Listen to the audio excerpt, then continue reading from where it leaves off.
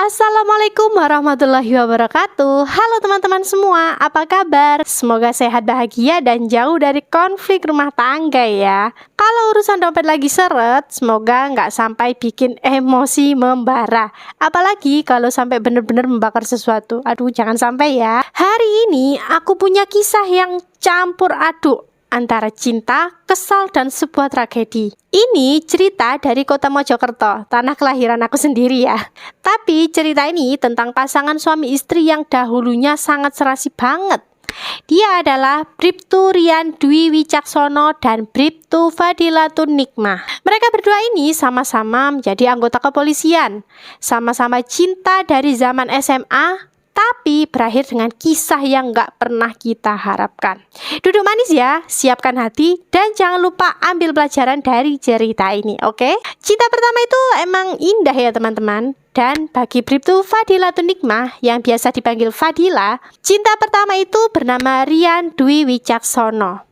Mereka berdua bertemu di SMA Ploso Jombang, dan Bribtu Fadila adalah kakak kelas, sedangkan si Bribtu Rian ini adalah adik kelas. Bribtu Fadila sendiri bisa dibilang cewek yang sangat cerdas, disiplin, dan aktif di berbagai organisasi sekolah. Setelah lulus sekolah, dulu dia ini sempat kuliah di Poltekkes Surabaya jurusan kebidanan. Tapi rupanya setelah selesai kuliah, dia punya cita-cita yang lebih besar, yaitu jadi seorang polwan. Jadi dia ini menolak ya jalur kebidanan itu dan mendaftar ke Akademi Kepolisian dan akhirnya dia lolos. Namun di situ rupanya dia ketemu lagi sama Bribtu Rian. Seolah udah kayak takdir gitu ya. Tuhan ngeset ulang cerita mereka supaya bersatu, ya enggak sih? Setelah sama-sama jadi polisi, mereka akhirnya menjalin hubungan hingga menikah pada tanggal 3 Maret 2021. Ini bukan sekedar pernikahan ya, ini tuh kayak perayaan cinta yang bertahun-tahun mereka pupuk bersama.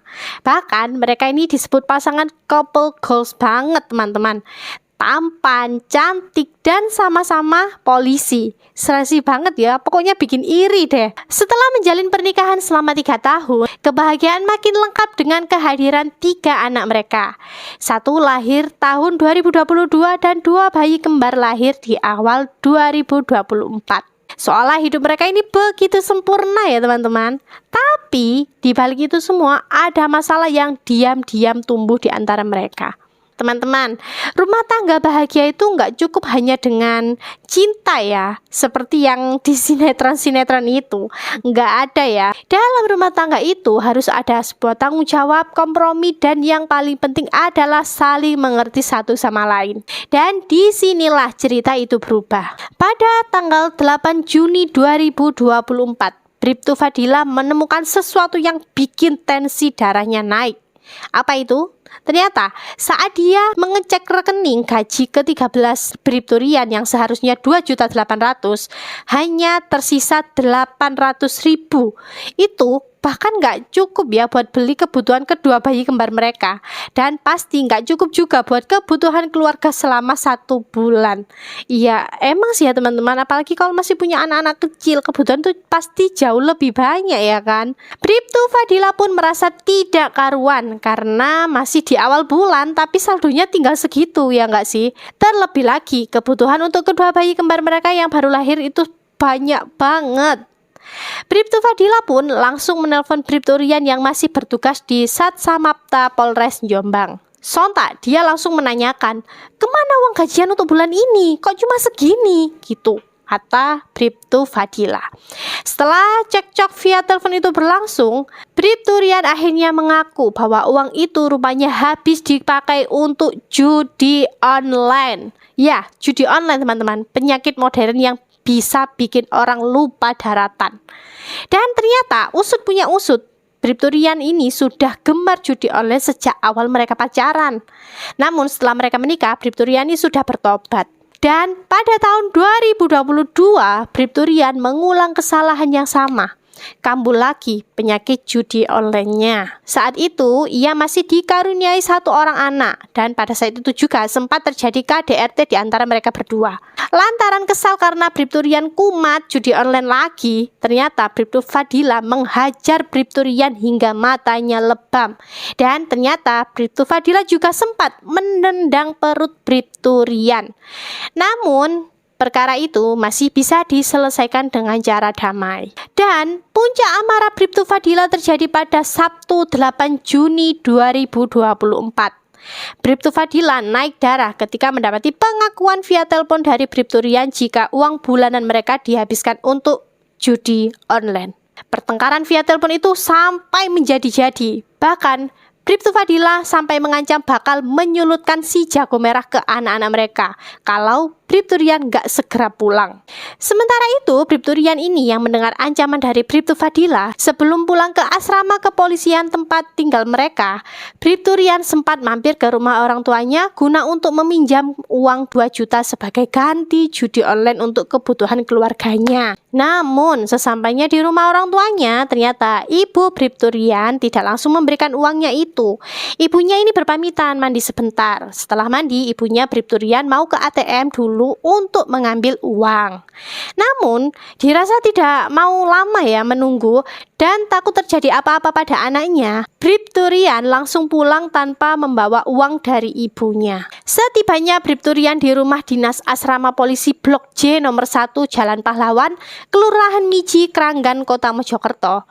Siapa sangka teman-teman, ini adalah perjalanan pulang terakhirnya. Bribtu Rian langsung diajak masuk ke garasi oleh istrinya. Di sana Bribtu Fadila yang emosi berat langsung memborgol tangan Bribtu Rian ke sebuah tangga. Tanpa banyak bicara, Bribtu Fadila langsung menyiram tubuh Bribtu Rian dengan Pertalite. Lalu bagaimana? Ya, ternyata Bribtu Fadila dengan tega Bribtu Rian hidup. Bribtu Rian pun berteriak kesakitan ya. Dengan tangan terborgol, dia tidak bisa melakukan apa-apa. Jago merah dengan cepat melahapnya. Dan setelah sadar akan apa yang dia lakukan, Bribtu Fadila pun panik dan menangis. Sebisa mungkin ia berusaha memadamkan api dengan meminta tolong kepada tetangga.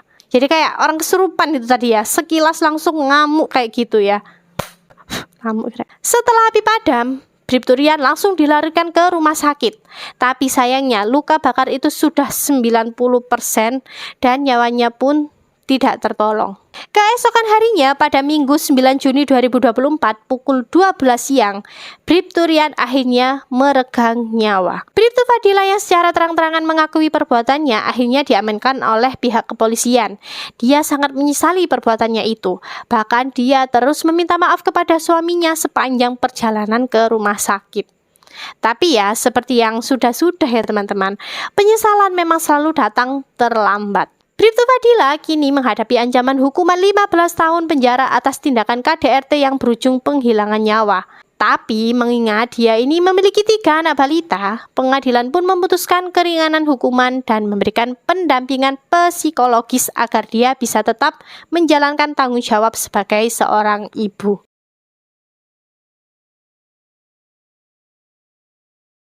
Sobat, apa yang bisa kita ambil dari kisah ini? Pertama, emosi itu emang seperti api ya. Kalau tidak dikendalikan, dia bisa membakar segalanya, termasuk orang-orang yang kita cintai. Kedua, jangan main-main dengan judi online. Kalau pasanganmu sampai berbuat nekat seperti ini, mungkin itu karena dia merasa kehabisan cara untuk menyelamatkan keluarga kalian. Jadi segeralah bertobat untuk kalian para pecinta judi online, oke? Bribtu Fadila sebenarnya hanya ingin Bribtu Rian berhenti berjudi dan lebih bertanggung jawab atas keluarganya. Tapi cara yang dia pilih justru membawa bencana besar. Semoga almarhum Bribtu Rian diterima di sisinya dan Bribtu Fadila diberikan kekuatan untuk menjalani hukuman serta membesarkan anak-anaknya di masa depan. Amin. Oke. Kisah ini tragis ya teman-teman, tapi kita bisa mengambil hikmahnya. Jadi, buat yang sedang menghadapi masalah rumah tangga, carilah solusi yang lebih baik. Dan kalau perlu, bantuan pihak ketiga seperti konselor. Jangan biarkan ya emosi sesaat menghancurkan semuanya. Bagaimana pendapat kalian teman-teman? Apakah tragedi ini bisa dihindari? Tulis di kolom komentar dan jangan lupa share cerita ini supaya jadi pelajaran buat kita semua, oke? Itu saja cerita kali ini. Terima kasih sudah menonton sampai akhir. Tentunya masih banyak ya detail yang belum aku ceritakan dalam video ini. Kalau kalian punya pendapat atau pengalaman tentang topik ini, silahkan tulis di kolom komentar ya, oke? Sampai jumpa di cerita selanjutnya. Wassalamualaikum warahmatullahi wabarakatuh.